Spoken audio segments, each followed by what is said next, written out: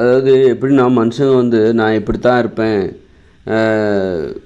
மற்றவங்கள பற்றி கவலைப்பட மற்றவங்க என்ன நினச்சா என்ன அப்படிங்கன்னு நினைக்கும்போது தான் இங்கே நிறைய குற்றங்கள் நடக்கிறதுக்கு என்ன காரணம்னா, மற்றவங்க நம்மளை பற்றி என்ன நினச்சா நமக்கு என்ன அப்படிங்கிற எண்ணம், மற்றவங்களோட நினப்பை புறக்கணிக்கிறது, மற்றவங்களுடைய மதிப்பீடு, மற்றவங்க நம்மளை பற்றி என்ன நினைப்பாங்க அப்படிங்கிற அந்த நினப்பு இருக்குது பாருங்கள், அதுக்கு முக்கியத்துவம் கொடுத்தாலே நாம் வந்து நல்ல வழியில் வந்துடும். நிறைய பேர் வந்து நல்லவர்களாக நல்ல பண்புடையவர்களாக இருப்பதற்கு காரணமே மற்றவங்க என்ன நினைப்பாங்க அப்படிங்கிறதுக்கு கொடுக்குற அந்த முக்கியத்துவம் தான். அதுக்காக வந்து ரொம்ப அளவுக்கு அதிகமாகவும் மற்றவங்க என்ன நினைப்பாங்கன்னு முக்கியத்துவம் கொடுக்கக்கூடாது.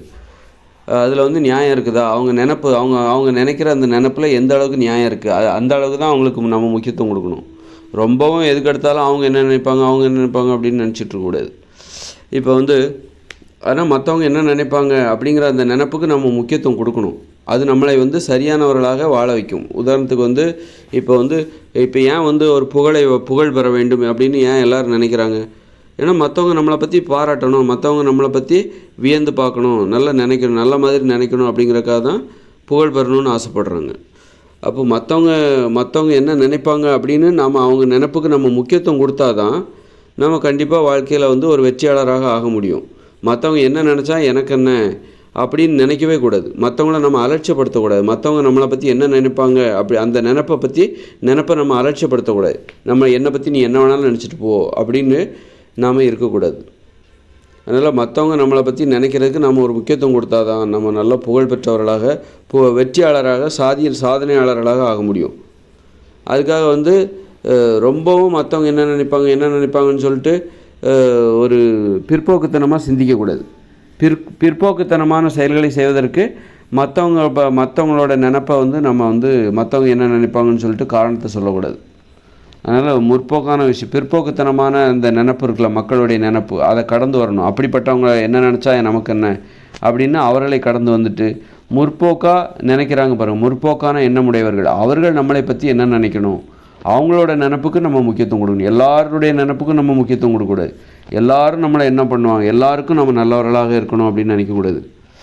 எல்லாருமே நம்மளை பற்றி நல்லாவே நினைக்கணும் அப்படின்னு நினைக்கக்கூடாது. நம்மளை பற்றி ஒருத்தரோட நினப்புக்கு நாம் முக்கியத்துவம் கொடுக்குறோன்னா அவருக்கு அந்த தகுதி இருக்கா, அவர் யார் அப்படின்னு பார்த்து அப்படிப்பட்டவங்களோட நினப்புக்கு தான் நம்ம முக்கியத்துவம் கொடுக்கணும். எல்லாருடைய நினப்புக்கும் நம்ம வந்து முக்கியத்துவம் கொடுத்துடக்கூடாது. எல்லாருக்கும் நல்லவராக இருக்கணும், யாருமே அப்படிலாம் இல்லாமல் ஒருத்தருடைய நினப்புக்கு நம்ம முக்கியத்துவம் கொடுக்குறோன்னா அவருக்கு ஒரு தகுதி இருக்கணும். அவர் நல்ல அறிவுடையவராக இருக்கணும், மூட நம்பிக்கை இருக்கக்கூடாது, நல்ல முற்போக்கான எண்ணமுடையவராக இருக்கணும், பண்பாளராக இருக்க வேண்டும், ஒழுக்கமானவராக இருக்கணும், கட்டுப்பாடாக இருக்கணும், அறிவுள்ளவராக இருக்க வேண்டும், மூட நம்பிக்கைகள் இருக்கக்கூடாது, சுயமரியாதை விரும்புகிறவராக இருக்க வேண்டும், ஆரோக்கியமானவராக இருக்க வேண்டும். இப்படி பல கோணங்களில் நாம் யாருடைய நினப்புக்கு முக்கியத்துவம் கொடுக்கணுமோ அப்படிப்பட்டவர்களுக்கு ஒரு தகுதி இருக்கணும்.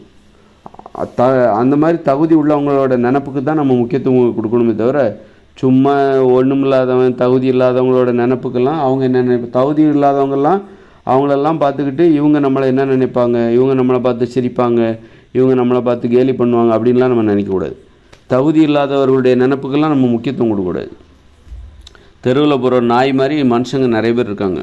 தெருவில் போகிற நாய் குலைச்சதுன்னா நம்ம என்ன பண்ணுவோம், அதை பற்றி கண்டுக்க மாட்டோம்ல. அது மாதிரி மனுஷங்கள்லேயும் தெருவில் போகிற நாய்க்கு இணையாக நிறைய பேர் இருக்காங்க. அவங்களோட நினப்புக்கெல்லாம் நம்ம முக்கியத்துவம் கொடுக்கக்கூடாது. நம்ம கடமையை தொடர்ந்து செஞ்சுக்கிட்டே இருக்கணும். விமர்சகர்களில் ஆக்கப்பூர்வமான விமர்சகர்கள் இருக்காங்க, அழிவுபூர்வமான விமர்சகர்கள். நாய் மாதிரி நிறைய பேர் விமர்சகர்களில் நாய்களும் இருக்காங்க, நாய்கள் போல் குறைப்பவர்களும் இருக்காங்க. அப்படி குறைக்கிற அந்த விமர்சகர்களுடைய குறைப்புக்கு அந்த குறைக்கிறதுக்கெலாம் நாம் வந்து அந்தளவு முக்கியத்துவம் கொடுக்கக்கூடாது. அதே மாதிரி தகுதியுடையவர்கள் அவர்களுடைய விமர்சனத்துக்கு கண்டிப்பாக அதுக்கு தகுந்த மாதிரி அது நம்மை வந்து ஆக்கப்பூர்வமான வழியில் மேம்படுத்தக்கூடியது. அந்த மாதிரி நாம் ஒருத்தருடைய நினப்புங்கிறது என்ன, விமர்சனம் தான். ஒருத்தர் நம்மளை பற்றி என்ன நினைப்பாங்க, ஒருத்தர் நம்மளை பற்றி அந்த என்ன நினைப்பாங்க அப்படின்னா எப்படி விமர்சிப்பாங்க, மனசுக்குள்ளே எப்படி நினச்சிப்பாங்க, தப்பாக நினச்சிப்பாங்க, இல்லை விமர்சிப்பாங்க, இல்லை நல்லபடி பாராட்டியிருப்பாங்க அப்படின்னு சொல்லிட்டு நாம் யாருக்கு வந்து நம்மை விமர்சிப்பவர்களுக்கு ஒரு தகுதி இருக்கணும். அதனால் நாமளும் யாரை போய் விமர்சிக்கணும், சும்மா தகுதி இல்லாதவங்களெல்லாம் போய் விமர்சிட்டு இருக்கக்கூடாது. நம்முடைய விமர்சனமும் நாம் ஒருத்தரை விமர்சிக்கணும்னா அவருக்கும் தகுதி இருக்கணும். நம்மை ஒருவர் விமர்சிக்க வேண்டுமென்றால் அவருக்கும் ஒரு தகுதி இருக்கணும். தகுதி இல்லாதவர்களுடைய விமர்சனத்துக்கு ஆசையப்படாதீங்க. தகுதி இல்லாதவங்க பாராட்டினா என்ன, நம்மளை வந்து தூற்றினால் என்ன, பாராட்டினால் என்ன, அது அவங்க நல்லது சொன்னாலும் ஆசைப்படாதீங்க, கெட்டது சொன்னாலும் அதை பற்றி கவலைப்படாதீங்க. நம்மளை பற்றி ஒருத்தர் பாராட்டுறாரா, அவர் யாருன்னு முதல்ல அதை பாருங்கள். யார் பாராட்டினாலும் சந்தோஷப்பட மாட்டோம். நம்மளை ஒருத்தர் பாராட்டுறாரா, அப்போ அவர் எப்படிப்பட்டவர், அதன் அடிப்படையில் அந்த பாராட்டு மதிப்பு நிறைந்ததாக இருக்கும். அவர் நல்ல அறிவாளியாக இருக்கார், பண்பாளராக இருக்கார், கட்டுப்பாடு ஒழுக்கம் உடையவராக இருக்கிறார் அப்படின்னா அவரிடமிருந்து வருகிற அந்த பாராட்டு நமக்கு பெருசாக தோணும். ஒன்றுமே இல்லை, அவரெலாம் நம்ம பாராட்டுறாரு அல்லது அப்படின்னா அது நமக்கு ஒன்றும் தெரியும். அவருடைய பாராட்டும் சரி, அதாவது தகுதி இல்லாதவங்களுடைய பாராட்டும் சரி, அல்லது நம்மளை அவங்க தூற்றினாலும் சரி, ஏசினாலும் சரி, திட்டினாலும் சரி, கெட்ட வார்த்தையால் திட்டினாலும் சரி, அது நம்ம ஒன்றும் பாதிக்கக்கூடாது. அதனால் நம்ம எப்போவுமே இந்த தகுதி இல்லாதவர்களிடமிருந்து நம்ம பாதுகாத்துக்கணும் அப்படின்னா என்ன பண்ணணும் தெரியுமா? தகுதி இல்லாதவங்க இருக்காங்க பாருங்கள், அவங்ககிட்டேருந்து நம்மளை பாதுகாத்துக்கணும். அவங்க ஏதாவது சொன்னால் நம்ம கவலைப்படக்கூடாதுன்னா நம்ம தகுதியானவராக மாறிவிட வேண்டும். தகுதியான அந்த உயர்ந்த இடத்துக்கு போயிடணும். அப்போ தான் தகுதி இல்லாதவர்களை விமர்சித்தா, கேலி பண்ணுனா நாம் அதை பற்றி நம்ம கவலைப்பட மாட்டோம், எப்போவுமே சந்தோஷமாக இருப்போம். தகுதி இல்லாதவங்க நிறைய பேர் இருக்காங்க, இந்த உலகத்தில் ஏகப்பட்ட பேர் இருக்காங்க. நம்ம பக்கத்தில் நம்ம பார்க்குறவங்க, நம்ம கண்ணில் கூட எப்போ பார்த்தாலும் நம்ம பார்வைக்கு படுற மாதிரி நிறைய பேர் இருக்காங்க. அவங்க அந்த மாதிரி தகுதி இல்லாதவர்கள் நம்ம கேலி பண்ணுவாங்க, பல்வேறு குணங்களில் கேலி பண்ணுவாங்க. அதெல்லாம் நம்மளை அடிப்படையாக ஆட்டங்காண வச்சிரும், அவங்களுக்கெல்லாம் நம்ம முக்கியத்துவம் கொடுத்தா. அப்போ நம்ம என்ன பண்ணோம், அவங்களுடைய விமர்சனத்துக்கெல்லாம் முக்கியத்துவம் கொடுக்காம நம்மை விமர்சிப்பதற்கு ஒரு தகுதி வேண்டும். அவர்களுடைய அப்படின்னா என்ன பண்ணணும், நம்ம ஒரு தகுதியானவராக நம்மை உயர்த்தி கொள்ள வேண்டும். ஒரு தகுதியானவராக, பண்பாளராக, ஒழுக்கமானவர்களாக, கட்டுப்பாடு நிறைந்தவராக, கொள்கையில் நிறைந்தவராக, லட்சிய நோக்கம் உடையவராக நாம் நாம் உயர்த்தி கொள்ள வேண்டும். அறிவுபூர்வமான வாழ்க்கை வாழணும், நேர்மையாக வாழணும். நேர்மையாக வாழ்ந்தால் தகுதி இல்லாதவர்களின் விமர்சனம் நம்மளை ஒன்றுமே செய்யாது. நம்ம நேர்மையாக வாழ்ந்துட்டோன்னு வச்சுக்கோங்களேன், நேர்மையாக ஒழுக்கமாக கட்டுப்பாடு, பிறருக்கு இடையூறு இல்லாமல், நமக்கு ஒரு கெட்ட நோக்கம் இல்லாமல் நம்ம வாழ்ந்துட்டோன்னு வச்சுக்கோங்களேன். ஆனால் கெட்ட நோக்கம் இல்லாமல் யாருக்கும் எல்லாருக்கும் நல்லவர் அப்படி சொல்லலை. அப்படியெல்லாம் வாழ்கிறவங்க, எல்லாருக்கும் நல்லவங்களாக வாழ்கிறவங்க உண்மையிலே நல்லவங்களாக இருக்க முடியாது, அவங்க கோழையாக தான் இருக்க முடியும். அதனால் ஒரு தகுதியான நல்ல பண்பு, ஒழுக்கம், கட்டுப்பாடு, அறிவு, மூட நம்பிக்கைகள் எதுவுமே இருக்கக்கூடாது, உடம்புல நோய் இருக்கக்கூடாது, ஆரோக்கியம் இருக்கணும். இதெல்லாம் இருந்துட்டால் தகுதி இல்லாதவர்களுடைய விமர்சனம் இருக்குது பாருங்கள், தகுதி இல்லாதவர்களின் ஏச்சும் பேச்சும் கேலியும் கிண்டலும் விமர்சனமும் நம்மை ஒன்றுமே செய்ய முடியாது. ஒன்றுமே செய்ய முடியாது. அதனால் நம்ம ஒரு தகுதியான அந்த உயர்ந்த இடத்துக்கு போயிடணும். அப்படின்னா நம்ம மோசமான விமர்சனம் பண்ணுறவங்க இருக்காங்களா, அவங்ககிட்ட ஈஸியாக தப்பிச்சிடலாம். இப்போ உதாரணத்துக்கு என்னென்னா, இப்போ உன் தலை வழுக்கையாக இருக்குது, தலையில் முடியெல்லாம் கொட்டி போச்சு, எல்லோரும் சிரிக்கிறாங்க, கேலி பண்ணுறாங்க. அந்த கேலி பண்ணுறாங்க பாருங்கள், அவங்க தகுதி இல்லாதவங்களாக தான் இருப்பாங்க. அப்போது நீ என்ன பண்ணணும் அப்படின்னா, அவங்களுக்கு பயந்துக்கிட்டு கூச்சப்பட்டுக்கிட்டு அவங்க விமர்சிக்கிறாங்களேன்னு சொல்லிட்டு நீ கவலைப்படுறதை விட என்ன பண்ணணும், அந்த மாதிரி தகுதி இல்லாதவர்களை விட நீ தகுதி உடையவராக உயர்ந்து விடு. அப்போது நீ அதாவது உயர்ந்த இடத்துக்கு நீ போயிடு. ஒழுக்கத்துலேயும் பண்புலேயும் கட்டுப்பாடுலேயும் உயர்ந்த கொள்கையிலும் நீ உயர்வானவராக மாறிவிடுங்கள். அப்போது அந்த மாதிரி கேலி பண்ணுறவங்க கண்டிப்பாக அந்த உயர்வான இடத்துல இருக்க மாட்டாங்க.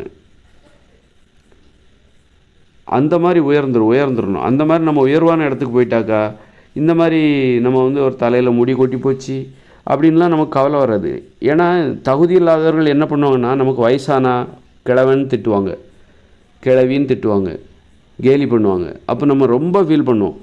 நமக்கு ஒருவேளை பல்லு விழுந்திருக்கலாம், அப்போ பொக்க வாயின்னு சொல்லுவாங்க. முடி கொட்டி போயிருக்கும், அப்போ சொட்டைன்னு சொல்லுவாங்க. இப்படி தகுதி இல்லாதவர்கள் நிறைய பேர் இருக்காங்க. அந்த தகுதி இல்லாதவர்கள் கேலிக்கும் கிண்டலுக்கும் நம்ம ரொம்ப கவலைப்பட்டோம். அப்படியே மனசு நம்பிக்கையே இல்லாமல் போய், என்னடா வாழ்க்கை இது, இப்படி கேலி பண்ணுறாங்களே அப்படின்னு நம்ம நொந்து போயிட்டோம்னு வச்சுங்களேன். அதுக்கு மருந்து உடனே என்ன பண்ணுறது, பல்லு செட்டு மாட்டுறது, அல்லது ஹேர் டிரான்ஸ்பிளான்ட் பண்ணுறது, நம்ம அழகாக மாற்றிக்கிறது அப்படின்ட்டு அது ஒரு வகை. அதை விட இன்னும் சிறந்த வகை எதுனாக்கா, நீ உயர்ந்த இடத்துக்கு போயிடு. ஒரு உயர்ந்த கட்டுப்பாடு, பண்பு, கொள்கை, அறிவு, மூடநம்பிக்கை உனக்கு எதுவுமே இருக்கக்கூடாது. உடம்பு ஆரோக்கியமாக இருக்கணும். உனக்கு மூடநம்பிக்கைகள் எதுவும் இருக்கக்கூடாது. நல்ல கொள்கை இருக்க வேண்டும், நல்ல நோக்கம் இருக்க வேண்டும், பிறருக்கு இடையூறு செய்யாத அந்த வாழ்க்கையில் நம்பிக்கை இருக்கணும்.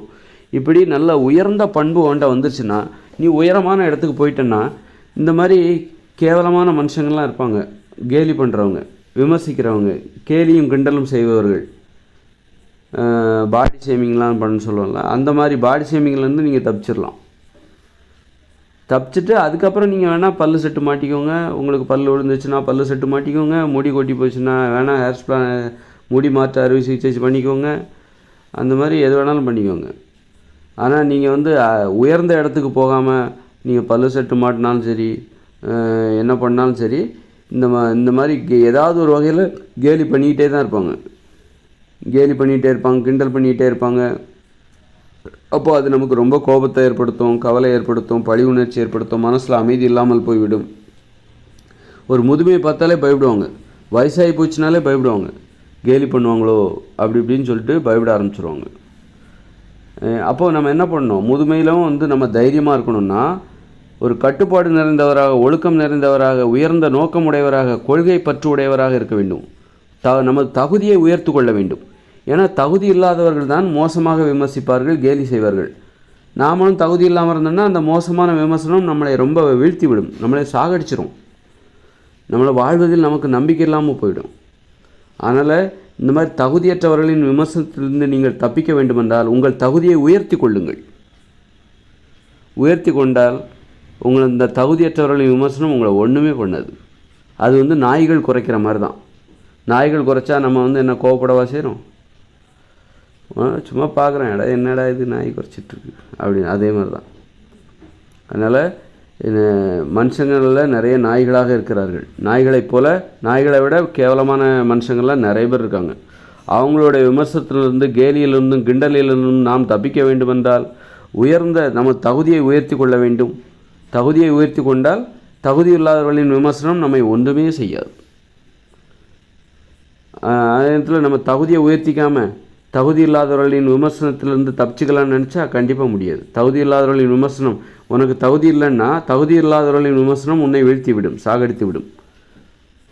அதனால் உன்னுடைய தகுதியை உயர்த்தி கொள்வதுதான் உண்மையான பாதுகாப்பு, உண்மையான ஒரு பாதுகாப்பு, அற்புதமான பாதுகாப்பு. தகுதி இல்லாதவங்களை வீழ்த்தணும் அப்படின்னா, தகுதி இல்லை நம்மளை அதாவது கேலி செய்கிறது, கிண்டல் பண்ணுறது, நக்கல் பண்ணுறது, அசிங்கமாக திட்டு, அந்த மாதிரி அசிங்கமாக விமர்சிக்கிறது, அந்த மாதிரியான அவர்களை நாம் வீழ்த்த வேண்டும், தோற்கடிக்க வேண்டும். அப்படின்னா என்ன அர்த்தம்? நம்ம தகுதியை உயர்த்திக்கிட்டாலே போதும். நம்ம தகுதியை உயர்த்திக்கணும், அவ்வளோதான். அவங்கள தாழ்த்த வேண்டிய அவசியம் இல்லை, அவங்கள போய் வீழ்த்தணுங்கிற அவசியம் இல்லை.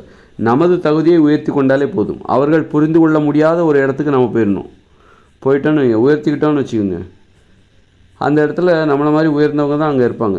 தகுதி உயர்ந்தவர்கள் தான் அந்த இடத்தில் இருப்பார்கள். அவர்கள் அதுபோன்று விமர்சிக்க மாட்டார்கள். அப்படி விமர்சிப்பவர்களாக இருந்தால் அந்த இடத்தில் அவர்களால் இருக்க முடியாது. அப்படி நம்ம உயர்ந்த இடத்துல